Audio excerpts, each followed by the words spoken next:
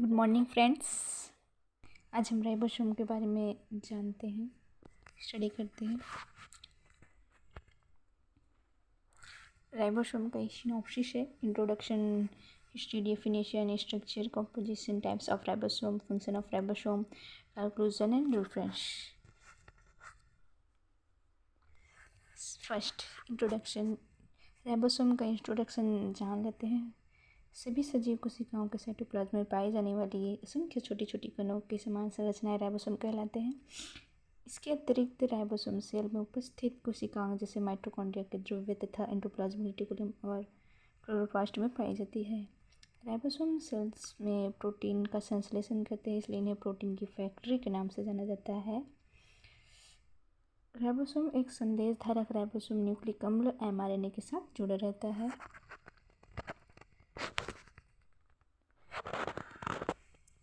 जिसमें किसी विशेष प्रोटीन के फॉर्मेशन के लिए आवश्यक अमीनो अम्ल को सही क्रमानुसार लगाने का संदेश रहता है। एमिनो एसिड mRNA अणुओं के साथ संलग्न रहते हैं।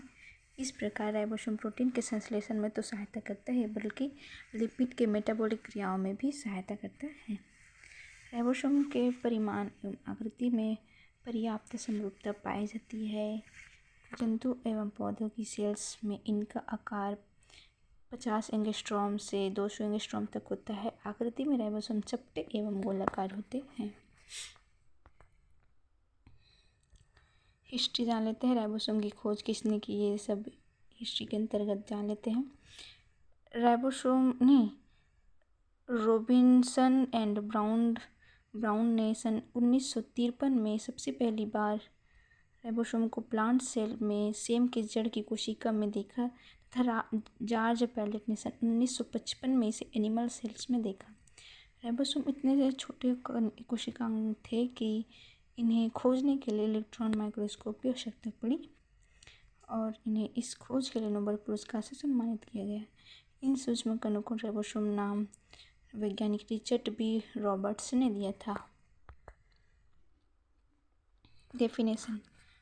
राइबोसोम आरएनए और प्रोटीन से बने सबसे महत्वपूर्ण कोशिकांग में से एक है, जो जेनेटिक कोड को एमिनो एसिड श्रृंखला में परिवर्तित करते हैं। सभी सजीव कोशिकाओं के साइटोप्लाज्म में पाए जाने वाले असंख्य छोटी छोटी कणों की समान संरचनाएं राइबोसोम कहलाते हैं। यह सबसे छोटी कोशिकांग के रूप में जाना जाता है, जो कलविहीन कोशिकांग होते हैं, यानी कि कलविहीन मतलब झिल्ली विहीन। स्ट्रक्चर है राइबोसोम का। इसमें दो सब यूनिट पाए जाते हैं। राइबोसोम में एक लार्ज सब यूनिट होता है और एक स्मॉल सब यूनिट होता है। दोनों सब यूनिट mRNA के साथ जुड़े रहते हैं। लार्ज सब यूनिट में tRNA के ऊपर एमिनो एसिड पाया जाता है, जिसे ग्रोइंग पेप्टाइड चेन भी कहते हैं। इसका स्ट्रक्चर। राइबोसोम की संरचना 2 उप इकाइयों से मिलकर बनी होती है।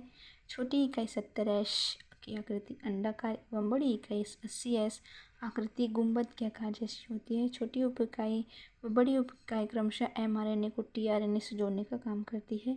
राइबोसोम का फॉर्मेशन केंद्रक में 40 से 60% प्रोटीन और 60 से 40% RNA द्वारा होता है। न्यूक्लियोलस को राइबोसोमल उत्पादक फैक्ट्री कहा जाता है। 70S राइबोसोम बड़ी उप इकाई तथा की बड़ी उप इकाई 50S छोटी उप इकाई 30S से मिलकर बनी होती है। बड़ी उप इकाई का व्यास 160 एंगस्ट्रॉम से 180 एंगस्ट्रॉम तक होती है। छोटी 30S राइबोसोमल उप इकाई 50S बड़ी राइबोसोमल उप इकाई के ऊपर टोपी के समान लगी पाई जाती है। 80S राइबोसोमल में भी 2 राइबोसोमल उप इकाई 60S बड़ी व 40S छोटी पाई जाती है। 40S 60S के ऊपर टोपी के समान लगी रहती है। कंपोजिशन। Chemical composition. राइबोसोमल का रासायनिक संगठन जान लेते हैं, जो कि राइबोसोम में RNAs, प्रोटीन, एंजाइम और धातु आयन होते हैं। Ribosomal RNA, ribosomal protein, enzyme, metal ion.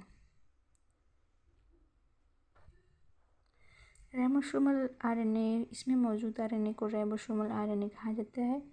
In eukaryotic cells, RNA are found in two forms, normally 28 RNA, 18 sRNA, 5 sRNA and 5.2 sRNA. Ribosomal protein. Ribosome 70 ribosome में 50 से 60 protein होते हैं, जबकि 80 ribosome में 70 से 80 प्रोटीन होते हैं। प्रोटीन दो प्रकार के होते हैं, normally code protein and split protein. Enzyme. The ribosome enzyme play an important role in protein synthesis. They are grouped into three types, normally initiation factor, inclusion factor and termination factor. Metal ion. Ribosome में अनेक धातु ion होते हैं, जैसे Mg, Ca, Mn, Fe आदि। Types of ribosome, यह दो प्रकार के पाए जाते हैं, 80 ribosome, 70 ribosome. 80 ribosome eukaryotic cells अर्थात केंद्रक सेल्स में देखने को मिलते हैं। राइबोसोम भी दो प्रकार के उपइकाई से मिलकर बनी होती है, 40S और 60S। यह उपइकाई एंडोप्लाज्मिक रेटिकुलम की बाहरी सतह पर चिपके रहते हैं और प्रत्येक उपइकाई पर टीआरएनए की जांच होती है। स्ट्रक्चर है 80S राइबोसोम का।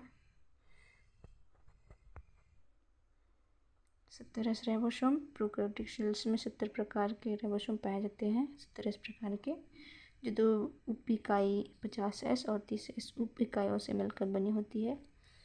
50S उपइकाई बड़ी होती है, जो 23 sRNA एवं 5 sRNA एवं लगभग 30 प्रकार के प्रोटीन से मिलकर बनी होती है। छोटी उपइकाई 30S होती है, जो 16 sRNA एवं 20 प्रकार के प्रोटीन से मिलकर बनी होती है। इनकी दोनों उपइकाई RNA की बनी होती है, rRNA की। 70S की स्ट्रक्चर है।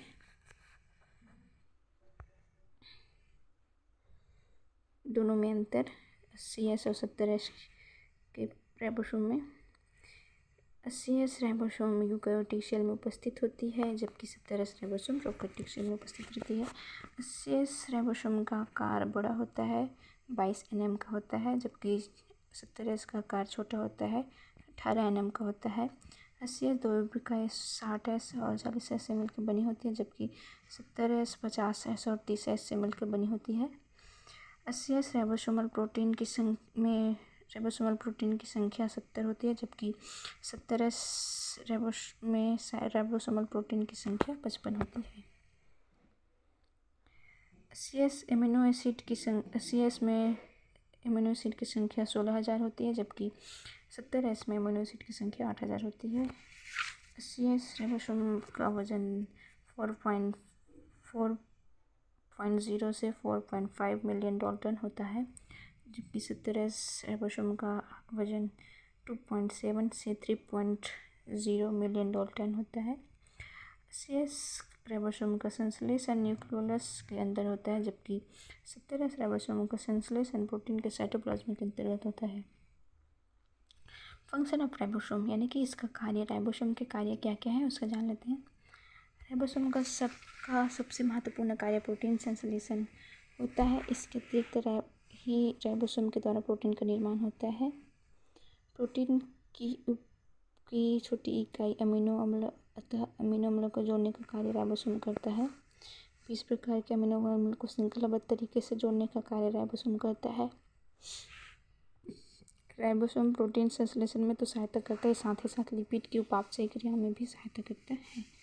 राइबोसोम सेल्स में साइटोप्लाज्म और कोशिकाओं के बीच समन्वय स्थापित करता है। Conclusion.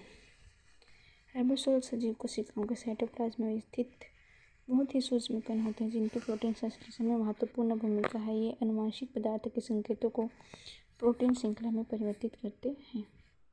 Reference: BSc second year zoology, second paper, Arun Prakashan, by doctor H.N. Baijal, online resources, national digital library.